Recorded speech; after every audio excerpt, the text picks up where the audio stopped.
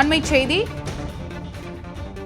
மாஞ்சோலை தேயிலை தோட்டத்தை தமிழக அரசு எடுத்து நடத்த இயலாது என்று உயர்நீதிமன்ற மதுரை அமர்வில் அரசு தரப்பில் தகவல் தெரிவிக்கப்பட்டுள்ளது.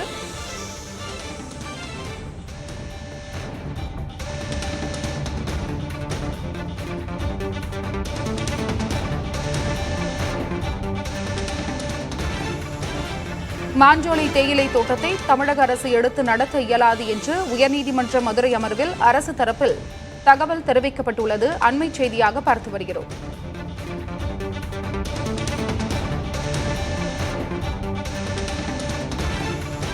மாஞ்சோலை தேயிலை தோட்டத்தை எடுத்து நடத்த முடியாது என்று டான்டி நிர்வாகம் அறிக்கை தாக்கல் செய்ய ஆணை பிறப்பிக்கப்பட்டுள்ளது.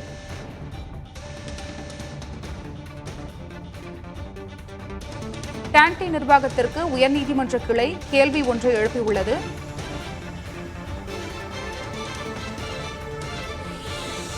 விவரங்களை வழங்குவதற்காக செய்தியாளர் சகாய பிரதீபா இணைப்பில் இருக்கிறார். சகாய பிரதீபா, விவரம் என்ன?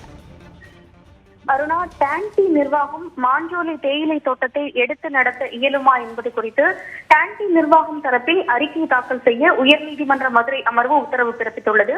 அதோடு தமிழக அரசு, டான்டி நிர்வாகம், டிடிடிசி நிர்வாகம் இணைந்து 2 நாட்களில் மாஞ்சோலை தேயிலை தோட்ட விவகாரம் தொடர்பாக கலந்து ஆலோசித்து அறிக்கையை தாக்கல் செய்ய வேண்டும். கூடுதல் செயலர் தளத்திற்கு குறையாத அலுவலரால் இந்த அறிக்கை தாக்கல் செய்யப்பட வேண்டும் எனவும் உயர்நீதிமன்ற மதுரை கிளை உத்தரவு பிறப்பித்துள்ளது. வழக்கின் பின்னணி குறித்து பார்த்தோமானால், மாஞ்சோலை தேயிலை தோட்ட விவகாரம் தொடர்பாக உயர்நீதிமன்ற மதுரை அமர்வில் மாஞ்சோலையைச் சேர்ந்த அமுதா, ஜான் கென்னடி, ரோஸ்மரி உள்ளிட்ட பலர் மனுக்களை தாக்கல் செய்திருந்தனர். வெவ்வேறு விதமான கோரிக்கைகளும் இந்த மனுக்களில் முன்வைக்கப்பட்டிருந்தன.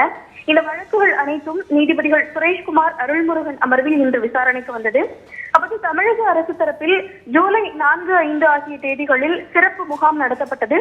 அதில் 436 மனுக்கள் பெறப்பட்டுள்ளன. பெரும்பாலானோர் தென்காசி, நெல்லை, கேரளா, அஸ்ஸாம் உள்ளிட்ட பகுதிகளுக்கு செல்ல விருப்பம் தெரிவித்துள்ளனர். அதோடு இலவச வீட்டுமனை பட்டா வழங்குவதோடு கலைஞர் கனவு இல்ல திட்டத்தின் கீழ் மாஞ்சோலை தேயிலை தோட்ட தொழிலாளர்களுக்கு வீடு கட்டித்தர மாவட்ட ஆட்சியரால் பரிந்துரை செய்யப்பட்டுள்ளது. அதோடு மணிமுத்தாறு, பாப்பான்குளம் பகுதியில் 240 வீடுகள் ஏற்கனவே தயாராக உள்ளன. 11.54 லட்சம் மதிப்பில் 240 வீடுகள் உள்ள நிலையில் அரசு, அதாவது மத்திய மாநில அரசுகள் வழங்கும் மானியம் போக மீத தொகையை அந்த மக்கள் செலுத்த வேண்டும். அதோடு அவர்களின் வாழ்வாதாரத்திற்காக திறன் மேம்பாட்டு பயிற்சி போன்ற பயிற்சிகளும் வழங்க நடவடிக்கை எடுக்க திட்டமிடப்பட்டுள்ளது என தெரிவிக்கப்பட்டது. தொடர்ச்சியாக டான்டி நிர்வாகத்தால் மாஞ்சோலை தேயிலை தோட்டத்தை எடுத்து நடத்த இயலாது எனவும் தெரிவிக்கப்பட்டது. அதற்கு நீதிபதிகள் தமிழக அரசால் மாஞ்சோலை தேயிலை தோட்டத்தை எடுத்து நடத்த இயலாது என குறிப்பிடப்படுவதற்கு காரணம் என்ன என கேள்வி எழுப்பினர். அதற்கு வனத்துறையின் அறிக்கையில் அதற்கான விவரங்கள் குறிப்பிடப்பட்டுள்ளன என தெரிவிக்கப்பட்டு அந்த அறிக்கை தாக்கல் செய்யப்பட்டது. வனத்துறை தரப்பில் தாக்கல் செய்யப்பட்ட அந்த அறிக்கையில் மாஞ்சோலை பகுதி உயிரி பன்மையத்திலும் சுற்றுச்சூழலை முக்கிய பங்காற்றி வருகிறது. ஆகவே தற்போது சுற்றுச்சூழல் சமநிலையை பேண வேண்டும் என்றால் குத்தகை விடுவதற்கு முந்தைய நிலைக்கு மாஞ்சோலை பராமரிப்பது அவசியமாகிறது. அதோடு மாஞ்சோலை தேயிலை தோட்டத்தில் பணியாற்றியவர்கள் வேறு வேறு இடங்களில் இருந்து புலம்பெயர்ந்தவர்கள். ஆகவே அவர்களை பாரம்பரிய வனவாசிகளாக கருதி அவர்கள் கோரும் நிவாரணங்களை வழங்க இயலாது என தெரிவிக்கப்பட்டது. அதோடு இந்த வழக்கில் அவர்களுக்கு சலுகைகள் வழங்கப்படும் பட்சத்தில் அதனை பிற ரப்பர் கழக மற்றும் தேயிலை தோட்ட தொழிலாளர்களும் கோரினால் மேற்கு தொடர்ச்சி மலையின் பழமையான காடுகளை இழக்கும் சூழல் உருவாகும். இந்த காரணங்களால் மாஞ்சோலை தேயிலை தோட்டத்தை டான்டி நிர்வாகம் அதற்கு இயலாது என வனத்துறை தரப்பில் தெரிவிக்கப்பட்டிருந்தது. இதனை ஏற்றுக்கொண்ட பின் நீதிபதிகள் கலைஞர் கனவு இல்ல திட்டத்தின் கீழ் வழங்கப்படும் நிதி எவ்வாறு போதுமானதாக இருக்கும், ஆகவே அதனை சிறப்பு பிரிவாக கருதி கூடுதல் மானியம் வழங்குவது தொடர்பாக அரசு தரப்பில் பரிசீலிக்க வேண்டும். அதே போல ஏற்கனவே தயாராக உள்ள 240 வீடுகளுக்கு மத்திய மாநில அரசுகள் வழங்கும் மானியம் போக மீதமுள்ள தொகையை அம்மக்களிடமிருந்து வசூலிக்காமலே விடலாமே எனவும் கேள்வி எழுப்பினர்.